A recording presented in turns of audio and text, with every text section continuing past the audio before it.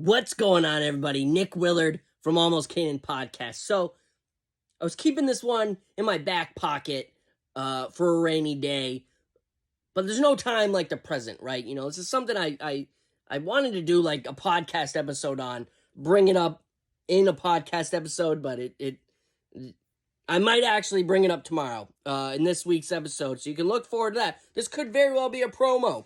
However, this is a Bennington Triangle story, legend. So,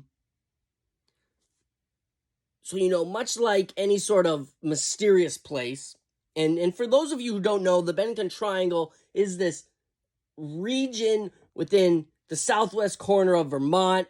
And no, Vermont is not a city, Vermont is a state.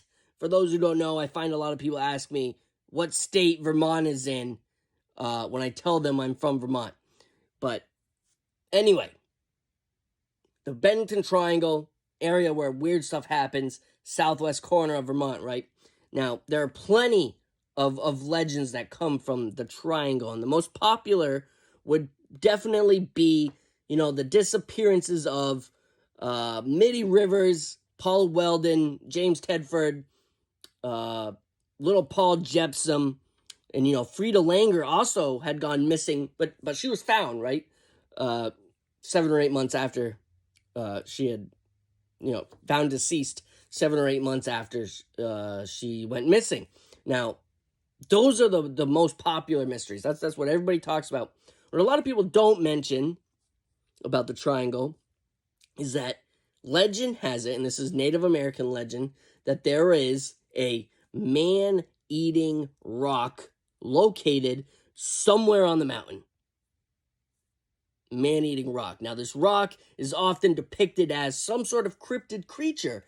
It's alive, it's sitting there, it's lying in wait, just waiting for someone to come stumbling across it, where they then step on it. It opens its giant mouth and just devours that individual.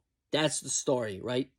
Now, I got to thinking, what if this rock, man-eating rock, isn't a live creature at all? It's not alive. It's not a cryptid. It's not a being. It's a rock, but it's a special kind of rock, right? What if this man-eating rock is actually an interdimensional portal or gateway? Somebody comes across it. They have no idea. It looks like a normal rock. You would never be able to tell until you step on it. Poof, gone. You're just teleported to, I don't know where, the other world perhaps, the Fey realm. It seems to make a lot of sense to me, like they say in Ancient Aliens, when they talk about all these ancient folklore and all this weird stuff that, the Bible talks about and all these other ancient religions, the Native Americans of the time, they wouldn't have been able to describe an interdimensional portal, right? It would have looked like this rock was, in fact, eating whoever stepped on it, whoever stood on it.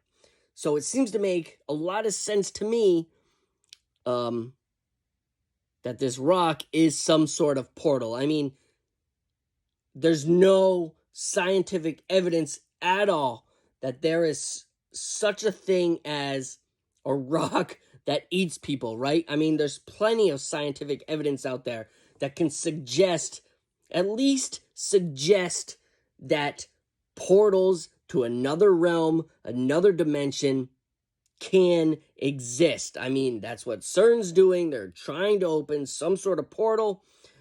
Science has been looking at this stuff for decades now. There's tons and tons of research. So it just makes so much sense to me.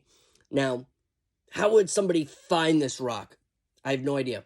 There really is no concrete description of it other than it has giant teeth and eyes, and it comes to life when you step on it, right? And there sure are a lot of rocks on Glastonbury Mountain.